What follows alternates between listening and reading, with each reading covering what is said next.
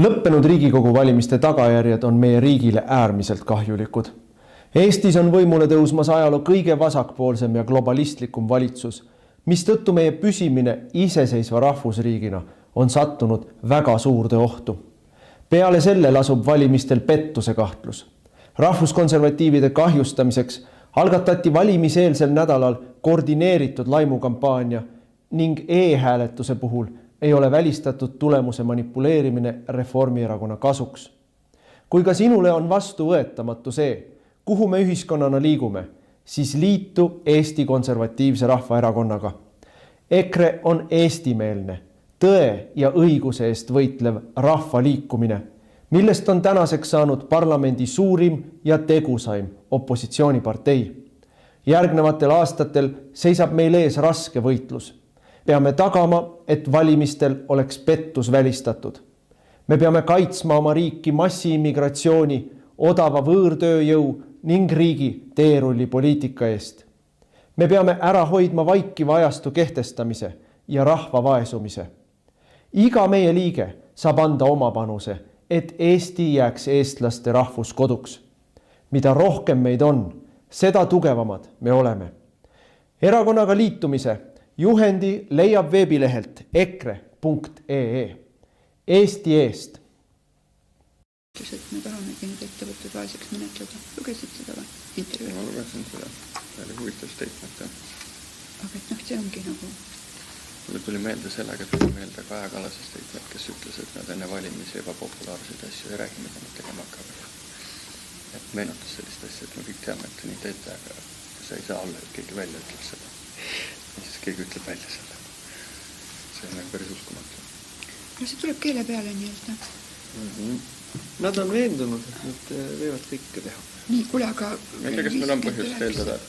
Vist ei tule enam midagi. Ootame nüüd, minuti ootame. Üks minut tuleb oodata. Arne, kas sul on teada, kes tulevad üldse või ei ole? Ma praegu ei oska öelda, kas on nii villaks või ma arvan, alustame 10-15. Me alustame täpselt. Tuleb uks kinni panna, rahvas käib sul hudistamas midagi.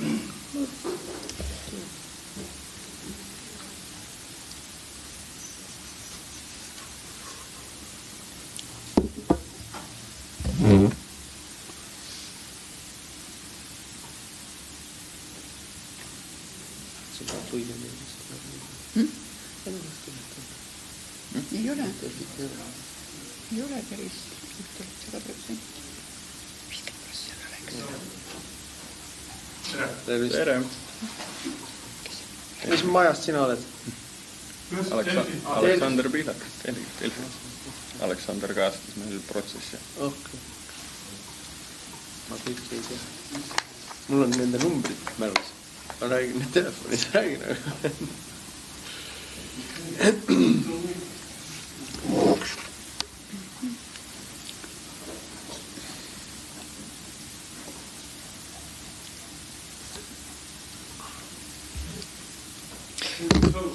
Hakkame pihta jah, kell on 10 ja siis me teeme niimoodi.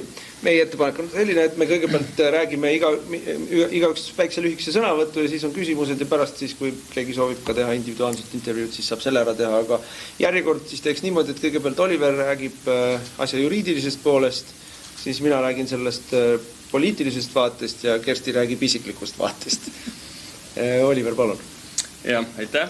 Et kuna see protsess on olnud pikk, siis võib-olla alustuseks sellest, et mis siis see nädal toimus ja mis on üldse see etteheidete ring, mille üle kogu see asi see käis. Et Harju maakohtus mõisteti esmaspäeval Kersti Kracht õigeks altkäemaksu küsimise ja võtmise süüdistustes ning ka rahapesu kokkuleppe sõlmimise süüdistuses. Et meenutuseks, et Kersti Krachtile heideti ette seda Toomas Tammega seoses, et ta on võtnud Toomas Tammelt altkäemaksu, mis on siis seisnud laenu saamises ja seda selle eest, et ta edendaks Toomas Tamme erinevaid ärihuvisid, eelkõige kalandussektoris ja eelkõige läbi selle, et asendada siis Peipsi ja Lämmijärvel kasutatav olümpiapüügisüsteem individuaalkvootidega.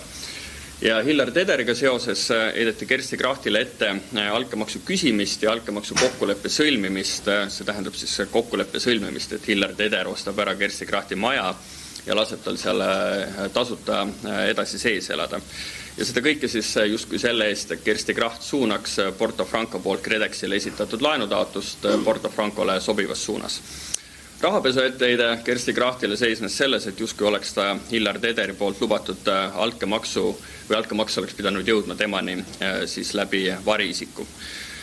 Ja Harju maakohus mõistis Kersti Krachti esmaspäeval süüdi marginaalses osas sellest süüdistusest, mille moodustas siis toimingu piirangu rikkumine. Ja seal heideti Kersti Krachtile ette seda, et ta on kokku puutunud 2 erineva Rahandusministeeriumi poolt läbi viidud hankega, mille raames siis telliti analüüsid advokaadibüroost TGS, millega kohtu hinnangul Kersti Kracht oli siis seotud isikuks või kes oli Kersti Krachtiga seotud isikuks. Nüüd kõige olulisem osa ehk need põhjendused, miks siis kohus otsustas tegelikult esmaspäeval Kersti Krachti õigeks mõista. Kõigepealt väga oluline asi minu arvates ära klaarida on see, et kohus küll leidis, et osa asjas kogutud tõendid olid kogutud õigusvastaselt ja nad seetõttu olid lubamatud ja kohus jättis need kõrvale. Aga oluline on tähele panna, et need ei olnud asjas määrava sisuga tõendid, et sellistel formaalsetel põhjustel ei kukkunud ära midagi väga sisulist prokuratuuri jaoks. Näiteks pidas kohus lubamatuks Aqua Spaas ja Toomas Tamme autos teostatud läbiotsimisi ja seda eelkõige põhjustel, et neid teostati laiemalt, kui kohtu poolt selleks olid antud volitused. Ja samuti jättis kohus kõrvale osa tõendeid, mis olid seotud advokaadi ja kliendi vahelise suhtlusega, ehk mis on ka seaduse kohaselt konfidentsiaalsed. Aga veel kord rõhutades, et see õigeks mõistev kohtuotsus, see ei tuginenud mitte mingitel juhtudel mingitele formaalsustele, kohus ei pugenud mingite formaalsuste taha, vaid ta tegi talle esitatud tõendi kogumile väga sisulise analüüsi ja jõudes siis vastavale tulemusele. Et kohtule esitati selles asjas väga massiivselt jälitusteavet, selles asjas koostatud jälitusprotokoll oli rohkem kui 1700 lehekülge pikk, see kätkes endas isikute vahelisi kõnesid, SMS, kohtumiste salvestisi üle kogu Eesti ja erinevaid varjatud jälgimisi. Ja see jälitusprotokoll oli ka prokuratuuri jaoks kõige olulisem tõend, millega sooviti siis altkäemaksu kokkuleppeid tõendada. Asjas oli pea 60 tunnistajat, kellest enamus kohtus üle kuulati, pluss siis süüdistatavate endi poolt antud ütlused. 1000 e-kirjad, asjas oli 40 istungipäeva, mis siis laotus lõpuks 3 aasta peale laiali. Ehk et tegemist oli väga pika mahuka protsessiga, mille raames esitatud tõenditele täitsa sisulist hinnangut andes kohus siis sellisele järeldusele jõudis. Ja kokkuvõtvalt kohus mõistiski Kersti Krachti õigeks, kuna selle tõendite analüüsi tulemusel oli ilmne, et mingisugused altkäemaksu kokkuleppeid Kersti Kracht sõlminud ei ole ei Toomas Tammega ega ka Hillar Tederiga. Nüüd mõlema episoodi kohta ka veel sisulisemalt, et Toomas Tamme osas tuleb tõdeda, et Kersti Kracht oli saanud Toomas Tammelt laenu, see asjaolu ei olnud meil kohtumenetluses vaidluse all. Küll aga analüüsis kohus põhjalikult Kersti Krachti ja Toomas Tamme omavahelist suhtlust ning leidis, et see ei olnud mitte kuidagi omane nii-öelda altkäemaksu suhtele. Kohus tuvastas, et Kracht ja Tamm olid omavahel sõbrasuhetes ja lähedastes suhetes ja selles kontekstis ei olnud kohtu jaoks mitte midagi tavatud selles, et üksteist usaldati ja selles usalduslikus suhtes ka toetati ja seal hulgas ka laenati raha, kui oli seda vaja. Kohus viitas muu hulgas ka näiteks sellele, et Toomas Tamm on laenanud Kersti Krachtile raha juba enne, kui Kersti Krachtist üldse ametiisik sai, ehk et nende laenusuhtel või sellel laenusuhtel ei olnud ega saanudki olla mitte mingisugust pistmist ega kokkupuudet Kersti Krachti ametialase tegevusega.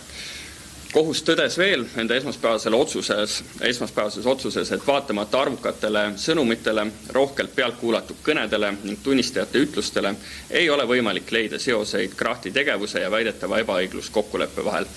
Arvestades salaja pealt kuulatud vestluste mahtu, oli kohtu jaoks vägagi vähe usutav see, et juhul kui süüdistatavate vahel oleks tõesti olnud mingisugune altkäemaksu kokkulepe, ei oleks nad sellest kogu selle pika perioodi jooksul omavahel rääkinud. Selliseid viiteid kohus sellest massilisest jälitustegevusest ei leidnud.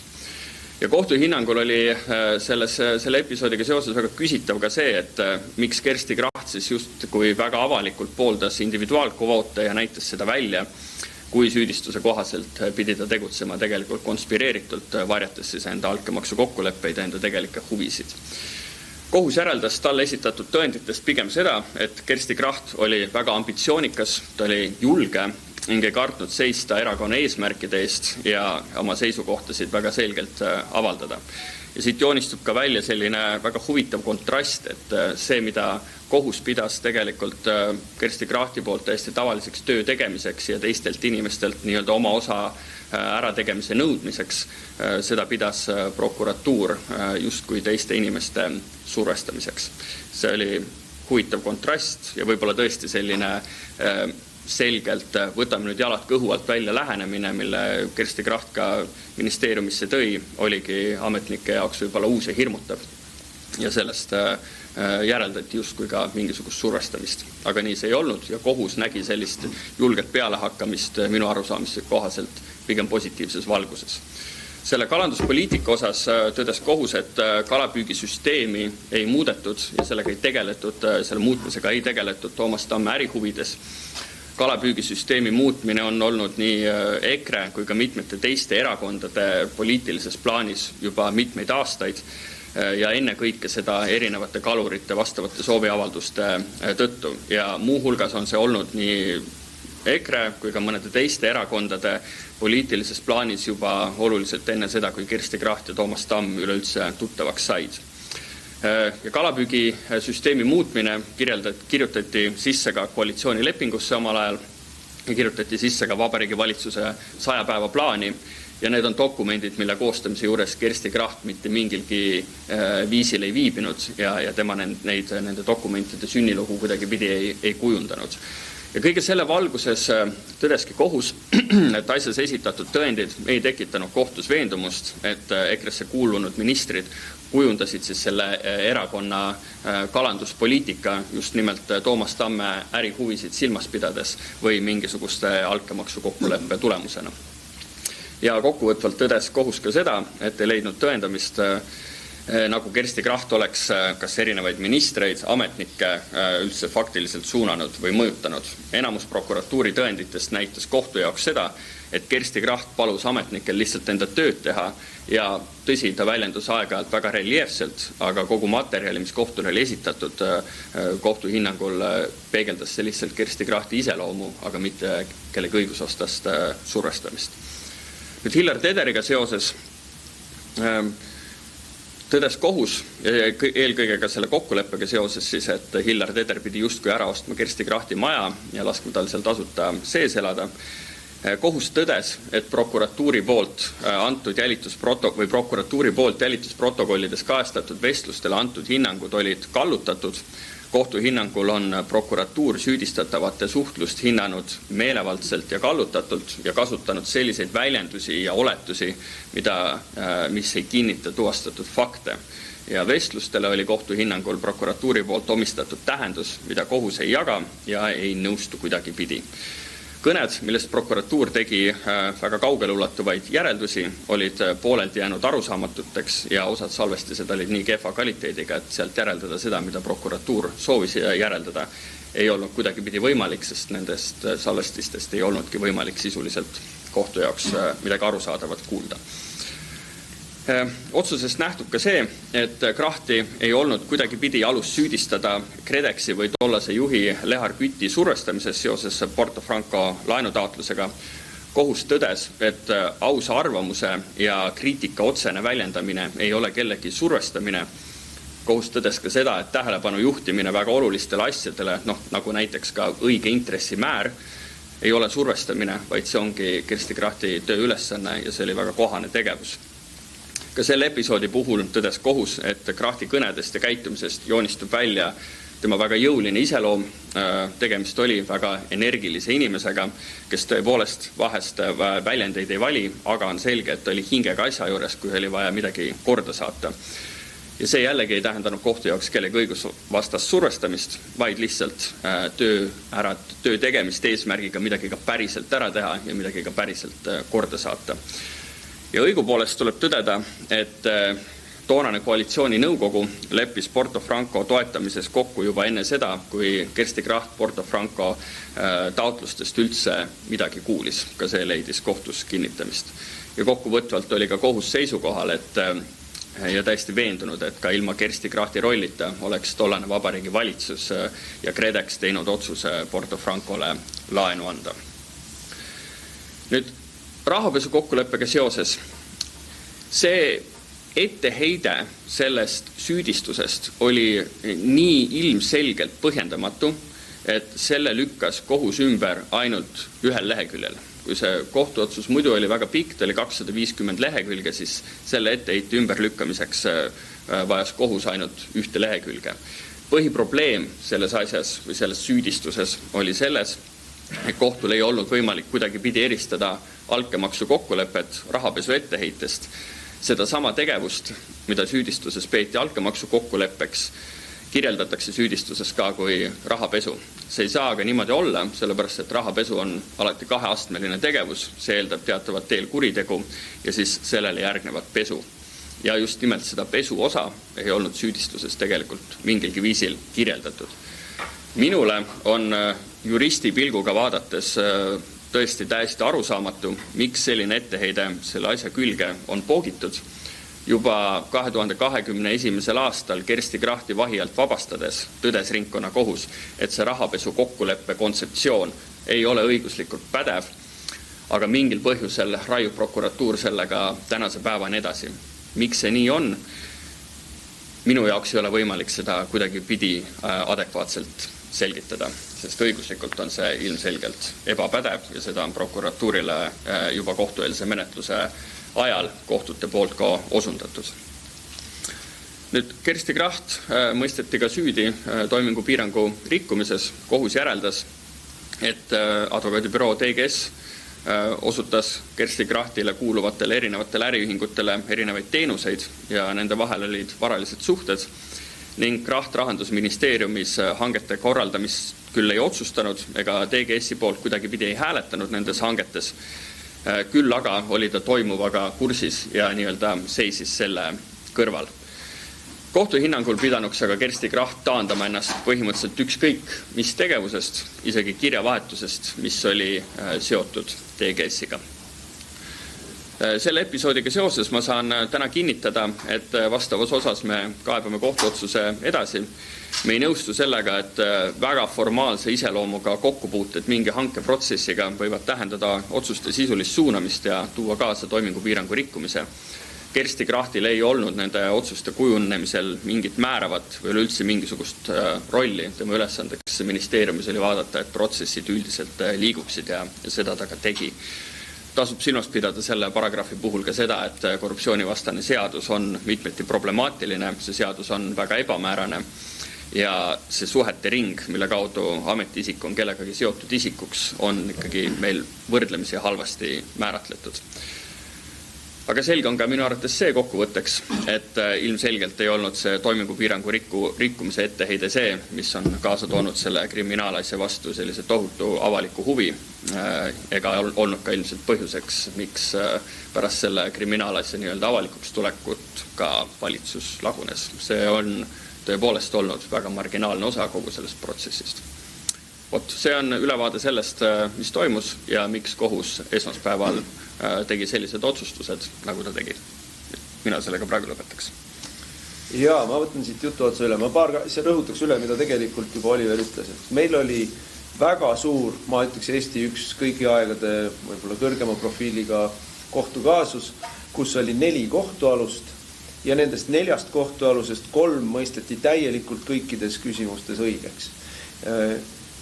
4. kohtualune ehk Kersti sai 4 erinevat süüdistust, põhimõtteliselt süüdistus koosnes 4 erinevast osast, millest 3 ta mõisteti täielikult õigeks.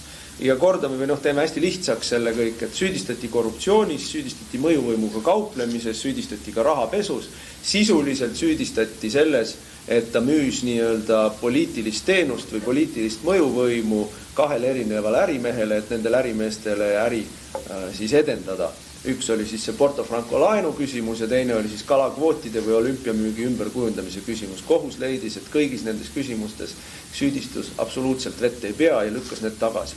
Nüüd 4. süüdistus on siis see mõjuvõimuga toimingupiirangu rikkumine ja toimingupiirangu rikkumine on äärmiselt problemaatiline teema. Tuletame meelde, et Kajar Lember, ma ei mäleta kui mitu aastat, 7 aastat, 9 aastat oli oma 7-eurose juuksurilõikusega siis on teda loksutatud neid juhtumeid, kus toimingupiiranguga on täiesti arusaamatul viisil inimesi pikalt kohtu all hoitud on Eestis mitmeid. Ja me kõik saame aru, miks seda tehakse, miks see kummist paragrahv selline on. See ongi malakas, millega prokuratuur saab poliitikutele, ametnikele survet avaldada. Tuletan meelde siin mõni aeg tagasi, kui Kalle Laanet oli justiitsminister, siis ta kuskil pillas lause, et selle toimingupiirangu paragrahviga tuleks tegeleda. Nüüd tegeleb toimingupiirangu paragrahv temaga. Et seda ei lasta juhtuda. Siis nii et mina näen seda kohtuotsust, esmaspäevast kohtuotsust kui absoluutselt triumfi. See kogu see suur lugu, millega joosti ju pikali Eestis valitsus, kogu see suur lugu kukkus kokku. Ja järele, kusjuures see toimingupiirangu lugu ei puutu nendesse teistesse üldse. Ja veel, et hästi jälle lihtsustatult rääkida, võib-olla ma natuke teen liiga siin juriidilistele nüanssidele, aga Kersti Krachtil oli varasemalt kokkupuude advokaadibürooga. Sellelt advokaadibüroolt tellis Rahandusministeerium 2 erinevat, mitte eriti mahukat juriidilist analüüsi tavapärase rutiinse hankeprotsessi käigus. Tavapärase hankeprotsessi käigus, kus Kersti ei mõjutanud hanke ülesannet, ei mõjutanud hanke meeskonda, ei mõjutanud hankes valimisprotsessi, ei kinnitanud selle tulemusi, vaid sai paar e-maili, kus sellest räägiti, et nüüd selline hange on ja tuleb. Nii et, aga sellest hoolimata siis nii prokuratuur kui kohus leidsid, et kuna ta oli ministri nõunik, siis ta sai sellele protsessile piisavalt palju mõju avaldada. Nüüd asjal on selge poliitiline mõõde minu jaoks. Ja poliitiline mõõde on see, et tuletame meelde, valitsus otsis uut peaprokuröri või täpsemalt öeldes senine peaprokurör Lavly Perling lõpetas oma ametiaega, oma esimest ametiaega, soovis seda ametiaega pikendada ja Eesti Konservatiivne Rahvaerakond oli sellele vastu ja me ei pikendanud teda. Ja nüüd vahetult ennem oma ametist lahkumist käivitas 2020. aasta alguses, kuupäevaliselt juhin tähelepanu, Eestis ei olnud veel koroona alanud, koroona meetmeid ei olnud valitsus teinud, kõik need KredExi asjad, kõik mis seal hiljem tulid, neid ei olnud veel. Aga juba alustas prokuratuur siis kriminaalasja, mis oli selgelt see, mida me nimetame kalastamiseks. Et Tederi suhtes pandi kriminaalasi käima ja seda laiendati ja mida me selle kohtukaasuse käigus näeme, põhimõtteliselt kõiki ministreid, kõiki ministrite nõunikke kuulati 24/7 pealt. Jälgiti nende telefonikõnesid, nende meilivahetust, nende koosolekuid kuulati pealt. Minul ministri toas oli lutikas, mis oli pandud minu ekraani sisse, ehk siis minu arvuti ekraani sisse. Kõike, mis me seal rääkisime, kõike kuulati jooksvalt pealt. Kõik sellest ei ole jõudnud loomulikult kohtu toimikusse. Aga uurimisorganid online'is kuulasid pealt Eesti valitsusliikmeid, Eesti valitsusliikmete nõunikke. Ja lõpuks panid mingi asja kokku. Ja selle asjaga jooksid valitsuse pikali. Nii et see on Lavly Perling, kes kuritarvitas võimu, nüüd ta teeb meil muidugi eraldi parteid, millega ta tahab saada siis teistmoodi võimule ja tegelikult tuleks ikkagi väga tõsiselt Eestis ühiskondas arutada, et mida me teeme prokuratuuriga, kes niimoodi käitub, mida me teeme kapoga, kes niimoodi käitub. Et see ei ole enam õigusriik ja see ei ole enam demokraatlik riik. Sellise käitumise tulemuseks, eriti kui me räägime nüüd sellest toimingupiirangu rikkumises, siis selle tulemuseks on hirmu ja paralüüsi külvamine poliitikutest. Poliitikud teavad, et nad ei saa mitte midagi teha, sest ükskõik kellega sa räägid, kas telefonis või kohvikus või mererannas, siis sind kuulatakse pealt. Ja kui sa kedagi kunagi varem oled kuskilt tundnud, kui sa kellegilt oled ostnud viiluvorsti, siis saab sind süüdi mõista ja vangi panna nii-öelda toimingupiirangu rikkumises. Ja tulemuseks on see, mida me Eestis näeme. Keegi mingeid otsuseid ei julge teha. Keegi mitte ühtegi asja muuta ei julge. Kõik lihtsalt tiksub, kõik tegelevad, nii ametnikud kui poliitikud tegelevad ainult ühe asjaga, nii-öelda oma tagumiku kaitsmisega, et jumala eest jama ei tuleks, jumala eest keegi ei saaks mulle kammi turja panna, las see vaikselt tiksub edasi. No võt, meie valitsus ei olnud selline. Mina ei olnud selline minister ja Kersti ei olnud selline nõunik. Ma võtsin Kersti Krachti endale nõunikuks just täpselt sellepärast, et ta käis ja lõi ministeeriumis jalaga ukse lahti ja ütles, peab saama, mis mõttes ei saa. Ja see oligi tema töö ja selle töö eest sai ta 4 aastat kohtu all olla, 1,5 kuud üksikvangistuses istuda. Nüüd, mis puudutab rahapesu. Oliver on advokaat ja jääb juriidilise analüüsi piiridesse, mina olen poliitik ja ma võin endale lubada vabamat teksti. Rahapesu paragraaf on selline paragraaf, millega saab välismaal ka inimestele nii-öelda ebameeldivusi valmistada. Ja Kersti Krachtil ei ole seda välismaal seda probleemi, aga teised kohtualused on rahvusvahelise haardega ärimehed. Ja nendel teistel kohtualustel on, kui neil on Eestis rahapesu süüdistus, siis on võimalik panna nende arveid kinni, nende ettevõtteid blokeerida välismaal. See oli eraldi surve avaldamise viis kohtualustele, väga alatu, teadlikult hõre, seal ei olnud mingit tegelikku kaasust taga, aga see süüdistus pandi sinna sisse selle jaoks, et kottida neid ärimehi ka väljaspool Eestit.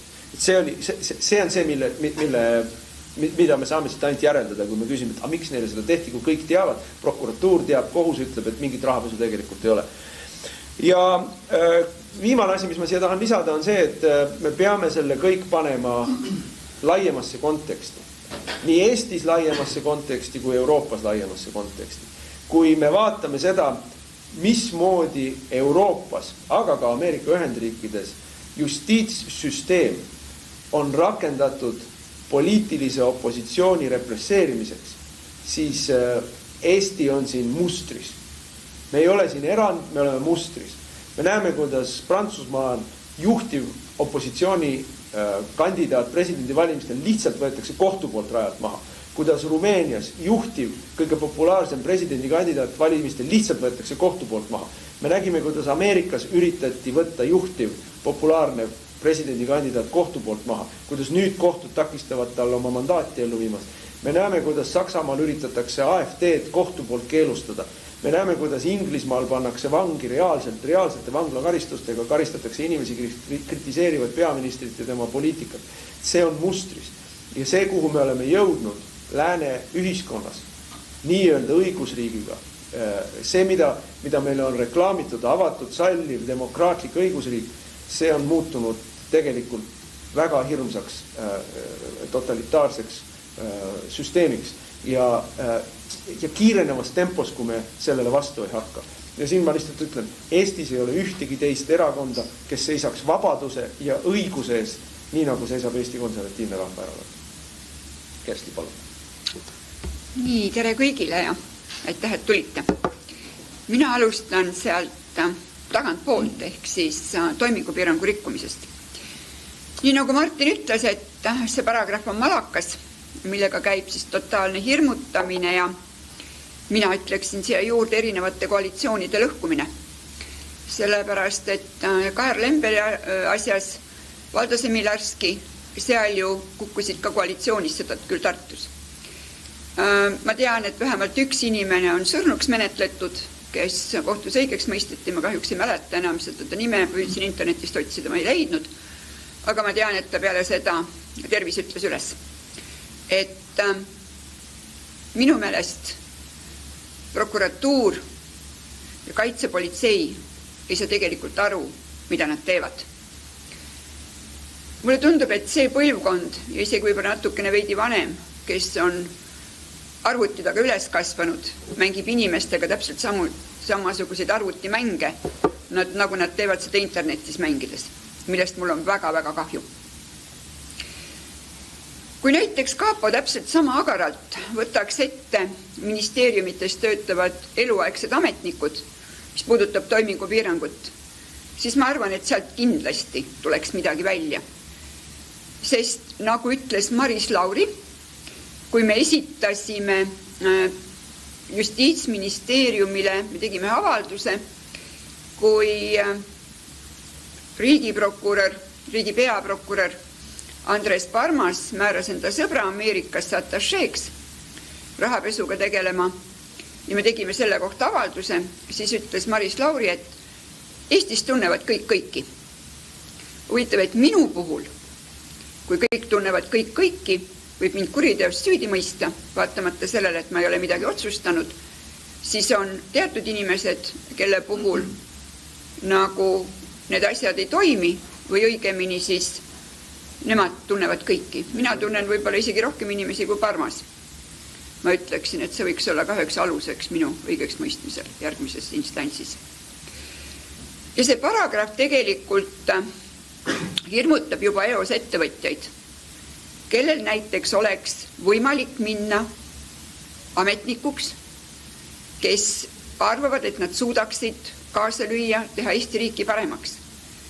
Et väga võimalik, et ka sellepärast hoitakse sellest toimingupiirangu rikkumise paragrahvist väga jõuliselt kinni. Ja muuseas arstide liit kusagil üle 10 aasta tagasi tõid selle juba õiguskomisjoni lauale, öeldes, et toimingupiirangu rikkumine võib saada tegelikult ka täpselt samuti kellelegi saatuslikuks, kui arstid seda kardavad, kas või oma pereliikmeid aidates. Et Justiitsministeerium peaks ikkagi midagi hakkama tegema, sellepärast, et see tõlgendamisbüroo, ma arvan, et ma hakkangi edaspidi kutsuma Riigiprokuratuuri tõlgendamisbürooks, lugedes oma seda rahapesu ja altkäemaksu ja korruptsiooni, siis sellega nad tõesti saavad nagu hästi hakkama. Aga millegi muuga mitte. Ja kindlasti tuleb hakata tegelema seaduse muudatustega. Mina ei tea, mida need 100 inimesed seal Justiitsministeeriumis teevad, kui meil on pidevalt igasugused eurodirektiivid, mis tegelikult on kasulikud Eesti õigussüsteemile, mis on vastu võtmata. Ja ei tegele nagu nende asjadega, millega nagu peab tegelema. Et seal on ka toimunud niisugune hangumine, tundub mulle. Nüüd, mis puudutab rahapesu, siin põhilisel asjal juba peatus ka Martin. See absurdsena tundunud süüdistus ja sellele viitas ju ka ringkonnakohus minu vabastamisel kinnipidamisasutusest, siis veel jaburam tundub see kohtuotsust lugedes. Ja kui ma seda lugesin ja mõtlesin ja Oliver Nääs ütles mulle, et tead, et see on ju tegelikult ainult ühel leheküljel see tohutu süüdistus nagu, siis ma mõtlesin, selge, üldse pole tähtis, et on mingisugune süüdistus kokku pandud, tähtis on see, kuidas inimesi ruineerida. See on tähtis. Koheselt sulges kõik minu kontod Swedbank, absoluutselt koheselt. Mul olid veel 2 pangas kontod, üks neist oli Coop ja Coop muidugi võttis asja surmtõsiselt. Kuigi minu meelest oli tema pangakontodelt näha, et ma ei olnud mitte kunagi mitte mingisuguse rahapesuga tegelenud, et see on nagu, mul ei olnud seal mitte midagi varjata.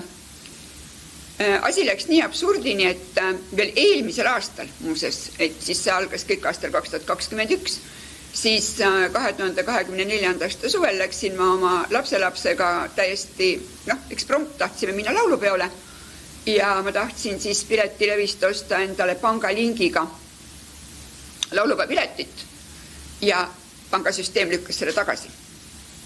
Ehk siis natuke üle veidi 10 euro makse. Et see ruineerimine ja muuses, mis on veel nagu kõige naljakam kogu selle asja juures, alles hiljuti ju lõpetati ära Swedbanka rahapesu. Seesama Coop panga inimene, kes on nii-öelda selle compliance'i osakonna juht, kes siis andis käsud minu korralikuks ruineerimiseks, tegelikult oli ise kahtlustatavana sellel hetkel Swedbanki rahapesu kogu selles kaasuses, mis küll hiljem lõpetati. Et sellised tublid inimesed on meil. Ja Toomas Tamm muidugi kannatas selle all väga rängalt, sellepärast, et ka temal suleti alles eelmisel aastal mingeid arveid ja seda mitte Eestist. Ja Eestist tal suleti ilmselt juba suht kohe. Ma tahan siinkohal tunnustada LHV-d, kes suhtus täiesti neutraalselt, ilmselt arvestades ka süütuse presumptsiooni, et selle eest neile igal juhul suur aitäh. Et vähemalt see pank mind ei ruineerinud ja ei ähvardanud ja ei pannud igasuguseid makseid ja arveid kinni. Ühesõnaga, rahapesu paragrahv oli siis niisugune tühistamise võidukäik prokuratuuri meelest, millega siis sai nagu elu väga keeruliseks teha. Nüüd, mis puudutab korruptsiooni ja mis puudutab altkäemaksu, ilmselt te mäletate kõik läks veidi aega mööda, vist paar päeva või millalgi andis, võib-olla see võis olla isegi pressikonverentsil, kui Andres Parmas, tollane riigi peaprokurör, ütles, et me pidime nad kinni võtma, sellepärast me saime aru, et kuritegu ei pandagi toime. Mina ei saa näiteks sellest aru, et sellisel juhul, miks pidi prokuratuur seda kõike jätkama, kui Parmas oli juba ju välja öelnud, et kuritegu ei pandudki toime.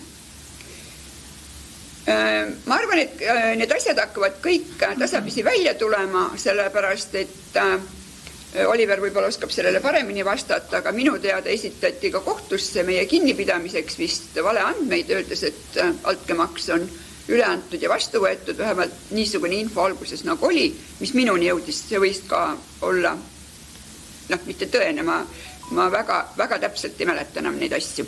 Sellest on ka juba ikkagi üle 4 aasta möödas. Nüüd, mis puudutab kogu seda korruptsiooni teemat, siis põhiline süüdistus, millest rääkis ka Oliver, oli siis suunamine ja survestamine. Ja ma sain aru tegelikult, et üldse lugedes seda süüdistust ja lugedes seda kohtuotsust, meil on mingisugune seltskond inimesi tekkinud Eestis, kes töötavad jõustruktuurides, kes arvavad, et nemad teavad, kuidas tuleb riiki juhtida, kuidas tuleb ministeeriumite tööd korraldada, kuidas üldse peaks nagu olema. Et kui sa lähed kellegi käest küsima, sul on ees koalitsioonileping ja sul on 100 päeva plaan, mida tuleb nagu teha ja ellu viia, siis põhisüüdistus oli, et mina käisin ringi, suunasin ja survestasin ministreid, nõunikke. Nii kui sa viid kellegi ettevõtja näiteks mingi hea ideega ministri juurde, siis see on kohe suunamine, survestamine, selle inimese kasuks töötamine. Et ma tean, et juristidele väga ei meeldi, mida ma ütlen, aga ma ei saa aru, millega seal Tartu Ülikoolis tegeletakse. Eriti nende inimeste puhul, kes sinna kaitsepolitseisse ja prokuratuuri tööle lähevad. Võib-olla peaks neile eraldi loenguid lugema moraalist, eetikast. Seal on veel väga palju igasuguseid võimalusi. Ja mina soovitaksin nendele ebaeetilistele ja alatutele ja ebamoraalsetele inimestele prokuratuuris ja kaapos alustada 10 käsust. Järsku saab nende moraalse kompassi siis paika. Ja kõikide nende jälitamiste ja asjade peal tahan ma muidugi, et nendest üldse rääkima hakata, nende kvaliteedist. Sisuliselt ma sain päevapealt aru, kui mind jälitama hakati. Ütlesin seda ka Martin Helmele, kes läks täpselt samal päeval, oli tal vestlus Sinisaluga, läks ta sinna, küsis, et miks te minu nõunikku jälitate. Oli nii, Martin, eks ole. Et see kvaliteet selle asja osas on selline. Siis ma tahan veel öelda, et kogu selle aja jooksul, nüüd kui me kohut käisime, minu teada on algatatud minu vastu veel kriminaalasju, sellepärast, et ma nägin jälle jälitamist ja puutusin sellega kokku. Nii et igal juhul oli vaja, et näidata, et ma olen ikkagi tegelikult nagu kurjategija. Et ükskõik mil viisil midagi püsti panna. Ja teate, kui huvitav on veel, mul on ka välismaal päris palju igasuguseid sidemeid, kontakte, sõpru vanast ajast. Ja kui ma olen üritanud mingisugust muud ettevõtlust teha, siis need inimesed kaovad absoluutselt, isegi kui me oleme midagi kokku leppinud, isegi keegi teine tuleb ettepanekuga, kuule, võiks teha seda või seda, et sul on mingid head tutvused või kontaktid, siis veidi aja pärast need inimesed kaovad kõik ära, telefoni nad enam ei võta, meilidele nad ei vasta. Ehk siis tähendab, et kusagil on püsti pandud mingisugune kriminaalasi, on lastud need inimesed välismaal välja kutsuda ja need inimesed kõik haihtuvad. Ehk siis niisugune väga madal, alatu kättemaks, et kuidas sa julged nagu vastu astuda sellele. Nüüd 2 olulist asja tegelikult, mis tuleks meie õigusraamistikus teha peale toimingupiirangu rikkumise. Ma arvan, et selle paragrahviga peaks üsna kiiresti hakkama tegelema, täpselt samuti see puudutab ka mõjuvõimuga kauplemist. Meil olid omal ajal koalitsioonileppes ka sees kriminaalmenetluse tähtajad. Ma arvan, et ka see täna on teema, täpselt samamoodi on teema võistlev menetlus, mis on puutunud absoluutseks absurdiks, kus siis advokaadid ja prokurör omavahel võistlevad ja kohtunik kuulab pealt. Ma ei saa aru, milleks targetatakse ressurssi, raha. Võistlev menetlus käib reeglina siis, kui on olemas vandemehed ja vandekogu, mida meil Eestis ei ole. Seega tuleks ka kõikidele jagada toimikud kätte ja hakata alles siis sealt asjast otsaga pihta nendest kriminaalasjadest ja lõpeks ära see tohutu aastate pikkune inimeste ruineerimine. Nüüd ettepanekud, mis oleksid mulle Justiitsministeeriumile, mis puudutavad ka väga konkreetselt seda kriminaalasja. Kuna me teame, et meie kriminaalasjad venivad, ma ei tea, heal juhul lõppevad need 5-6 aastaga, see on siis väga kiiresti. Mingisugune turboprotsess, ma saan aru, oli siin Kert Kingoga, mis lõpetati väga kiiresti, aga reeglina kõik need asjad nagu venivad.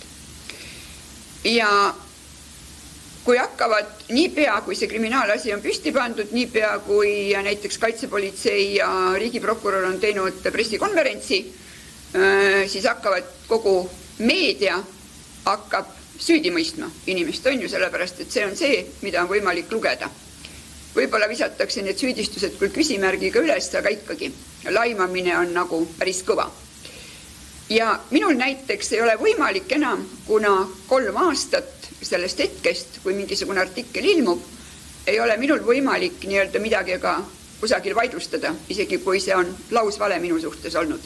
Ehk siis tegelikult kõik see, mis puudutab seda antud kohtuprotsessi või üleüldse kohtuprotsesse, kui kohtuotsus on jõustunud, siis sellest aastast peaks hakkama kehtima see 3 aastat, kui sa võid minna ajakirjanduse vastu kohtusse.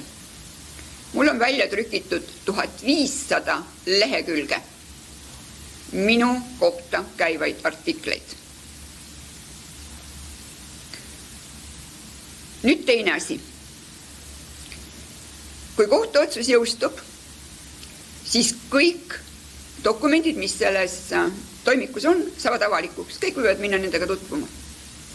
Seal on väga palju erinevaid vestluseid, mis on kolmandate isikute vahel. Ja ka selliseid, või kolmandate isikutega, ja ka selliseid, mis ei puuduta üldse nagu kriminaalasja. Kuna prokuratuur lihtsalt nagu koormab üle kõik advokaadid, kohtu, sõnaga tohutu paberpahnaga, ma võin seda niimoodi öelda, või täna ta ei ole paberist, täna ta on siis nii-öelda pulkade peal ja igal pool andmefailides, siis see tuleks nagu, kuidas ma ütlen, nagu korralikult ära lahendada, et need kolmandad isikud ei saaks nagu seal pihta. Ja seal on üks nüanss veel. Ma saan aru, et prokuratuuril on nii-öelda oma lemmikud meedias. Prokuratuur võib väga hästi lekitada, et kuule, mine vaata sealt, et näiteks seal Kersti kellegi teise nõunikuga rääkis midagi Martini kohta või mõne teise ministri kohta või nad kritiseerisid seda või teist või kolmandat. Pane see kõik ajalehte, kuule, tekitame ühe korraliku skandaali, las nad lähevad kõik omavahel riidu. Jällegi, täiesti nagu reaalne. Nii et mul on tegelikult väike lootus selle uue riigi peaprokuröri koha pealt. Kuna nii palju on viimasel ajal tulnud otsuseid, mis näitab prokuratuuri väga-väga halba tööd. Inimeste tühistamist, ruineerimist ja võib-olla uus riigi peaprokurör võtab selle asja ette ja vaatab üle, mis tegelikult prokuratuuris toimub. Võib-olla peaks selle circa 15 aastat kestnud niisuguse turmtule, mida nagu erinevate poliitikute suhtes antakse, ära lõpetama ja hakkama olema prokuratuur õigusriigis, mitte olema tõlgendamisbüroo. Ja kui sellega hakkama ei saada, siis ma arvan, et kui meie jälle hakkame valitsust moodustama, siis ma arvan, et prokurörid võib-olla tuleks Soomest sisse osta või kusagilt muust sõbralikust riigist, sellepärast, et Eestis kõik tunnevad kõiki, nagu ütles meil omaaegne justiitsminister Maris Lauri. Ja minu poolt lõpetuseks, mis puudutab seda kättemaksu, mis meie suhtes tegelikult tehtud on. Konfutsius on öelnud nii, et see, kes läheb kättemaksu teele, peaks kaevama 2 hauda. Aitäh! Nii, võidab küsida midagi. Mul oleks küsimus selle süüdimõistva otsuse osa siis Manteltisse fondidega. Et Kersti Kracht ei mänginud rolli selle lepingu saamisel ja niimoodi. Kohtud näidasid tõendusest nähtus, et ta ikkagi oli kontaktisik TGS ja ministeeriumi vahel ja ühtlasi lasi neid üleandmise akte allkirjastada hoopis Kristjan Menningule. See on siis vajab me ei saa praegu neid asju kommenteerida, sellepärast, et me ühesõnaga ju kaebame edasi, eks ole? See, millele te viitate, näitabki sellele, et Kersti Kracht sisuliselt ei tegelenud nende küsimustega, vaid need asjad, mis ka juhuslikult ekslikult tema lauale saadeti, edastas Kersti Kracht teistele inimestele tegelemiseks. Samamoodi on see teine episood selles asjas, kus Kersti Kracht küll formaalselt mingisugust asjadega kokku puutus, aga ta tegi seda ainult ja ainult sellepärast, et ministri teine nõunik Lasse Lehis ei omanud tollel hetkel ligipääsu infosüsteemile Delta, tal ei olnud võimalik seda kasutada ja kui seal oli vaja panna mingisugune linnukene Lasse Lehise eest, siis seda tegi Kersti Kracht. Selline töökorraldus oli absoluutselt kõigile teada ministeeriumis ja see ei olnud kuidagi pidi Kersti enda sisuline tegevus, et seda kirjeldasid kohtus Lasse Lehis, aga ka teised isikud. Et see teine episood, mis puudutas teise pensioni samba reformi, mille eest vastutaski Lasse Lehis, see oli ka puhtalt Lasse Lehise pädevuses olnud küsimused ja see ei oleks olnud ka kuidagi pidi, ei oleks olnud saada olla Kersti Krahti teema, sellepärast et see maksunduslik pool seal juures, see ei ole lihtsalt tema pädevuses ja sellega tegeleski ekspert Lasse Lehis. Ja ma tahtsin siia lisada, tegelikult see, mis sa ütled või viitad, oligi meie hinnangul see, et me olimegi ta taandanud otsustest. Et kui oli esimene hange tuli, siis tõesti ametnikud panid Kersti Krahti nime sinna peale, me ütlesime, et ei, vahetame selle seal ära, sellepärast, et Kerstil tekib siin huvide konflikt ja parem igaks juhuks välja tõsta. Ma toon ühe näite sellest, mida kujutab endast toimingupiirangu rikkumise paragrahv ja kuidas on võimalik inimesi vangi panna. Et ma olin Riigikogu juhatuse liige ja Riigikogu juhatus kinnitab kõikide Riigikogu liikmete välislähetusi. Ja kui ise läheb Riigikogu juhatuse liige ka välislähetusse, siis see tuleb ka Riigikogu juhatuse lauale ja peab selle kinnitama. Ja kui ma siis seal laua taga istun ja ei ütle, et ma taandan ennast otsusest, siis on mind võimalik vangi panna, nii nagu Kersti.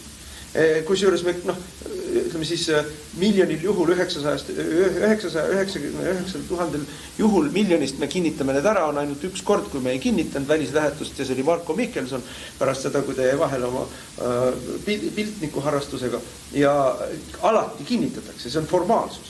Aga kui sa siis ei tõsta ka formaalselt kätt ja ütled, et mina ei otsusta oma enda lähetuses, siis sa juba rikud toimingu piirang. Selles mõttes siis sind on võimalik vangi panna. Ja sellepärast me tõstsimegi Kersti sellest protsessist välja, aga ju siis kohtu ja prokuratuuri arvates mitte piisavalt selge. Miks ta osanenud meil koosolekutel, kus valiti TGS ja... Ei. Valikuprotsess oli üldse ju antud hankeosakonnale. Hanke toimus teises kohas. Kõikide hankete puhul on ministeeriumis hankeosakond, kes viib neid läbi. Ta ei korraldanud hanke tegemist, ta ei korraldanud hanke siis meeskonna tegemist, ta ei korraldanud hanke ülesande tegemist. See puutub temasse. Ma selle kontaktisikuks märkimise kohta, mis oli teise pensioni samba reformi analüüsiga seoses. Nagu ma eelnevalt selgitasin, siis tegelikult oli see puhtalt Lasse Lehise pärusmaa ja tema tegeles selle küsimusega, aga tal ei olnud võimalik märkida selles infosüsteemis Delta mingisuguseid linnukesi, kui oli vaja midagi kinnitada, näiteks ka kontaktisikuna. Seetõttu oli Lasse Lehise ja Kersti Krahti vahel selline kokkulepe, mida kõik ministeeriumis teadsid, et kui on vaja panna Lasse Lehise asemel linnukene Deltas, siis teeb seda Kersti Kraht ja sellepärast oli ta ka väga formaalsetel kaalutlustel pandud sinna lepingusse kontaktisikuks. Ta ei võtnud seal vastu mitte ühtegi otsust, vaid kui Lasse Lehis ütles talle, et on vaja panna kuskile mingisugune linnuke või midagi on vaja teha, siis ta tegi seda tema eest. Sisuliselt suunas kõiki neid protsesse Lasse Lehis.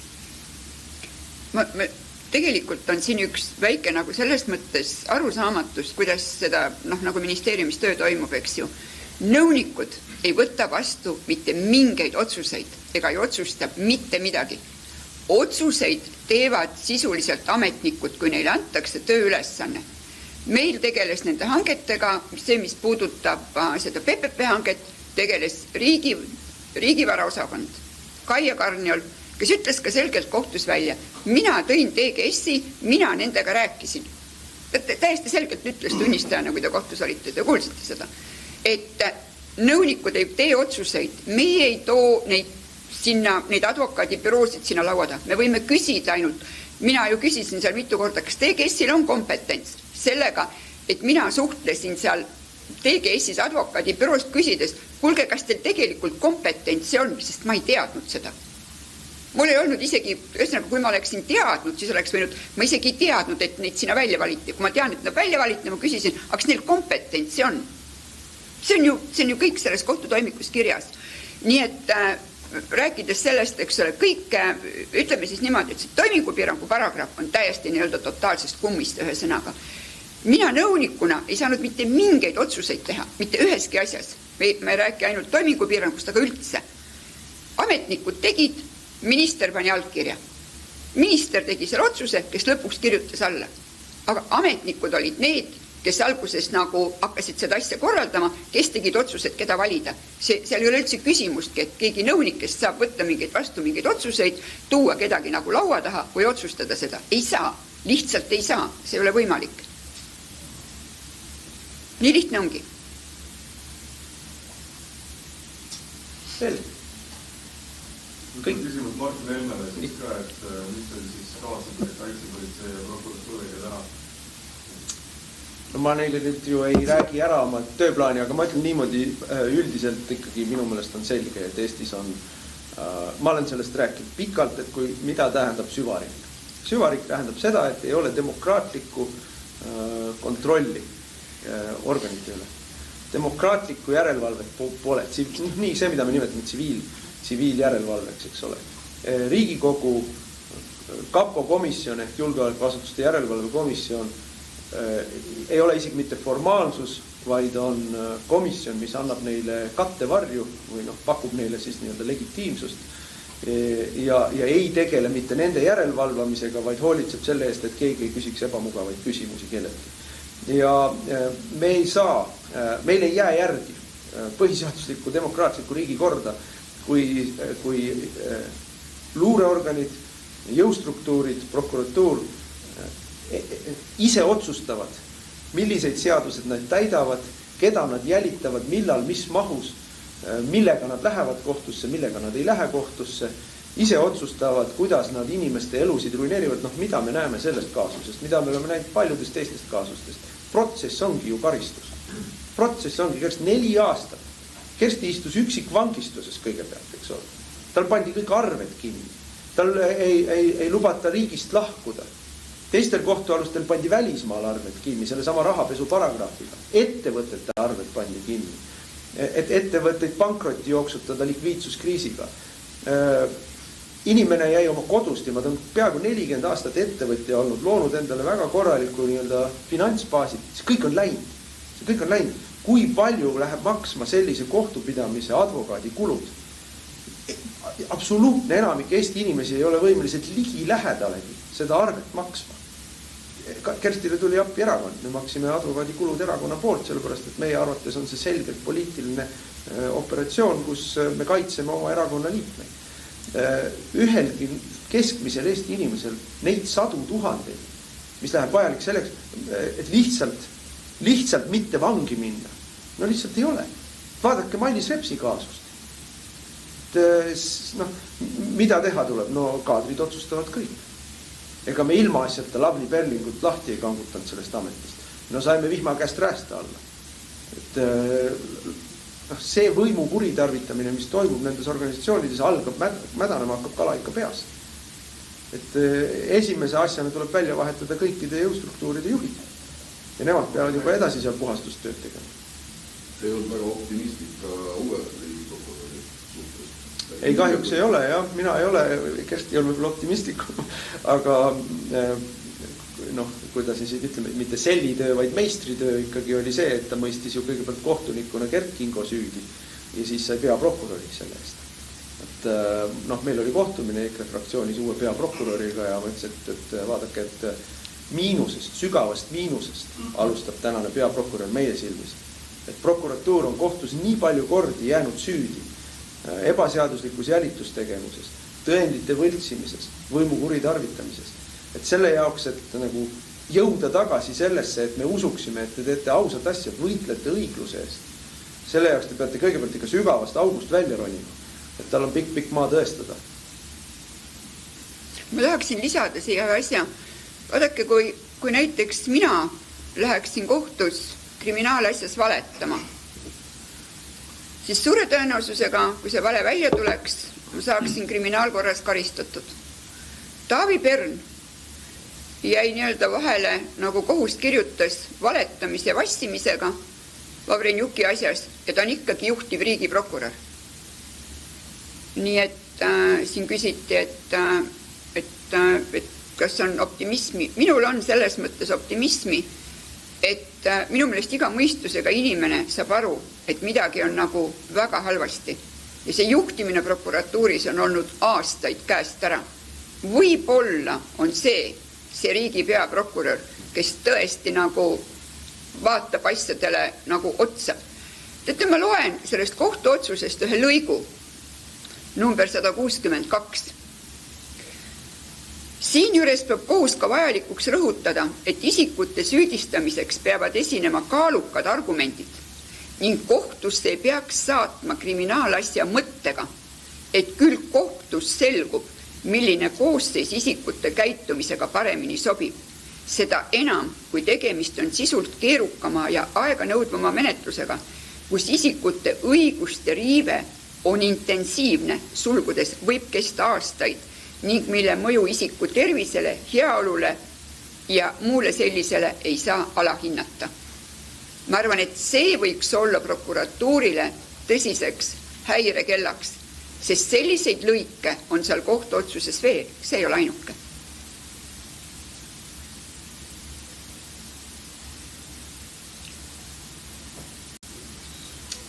Siis on kõik või? Aitäh!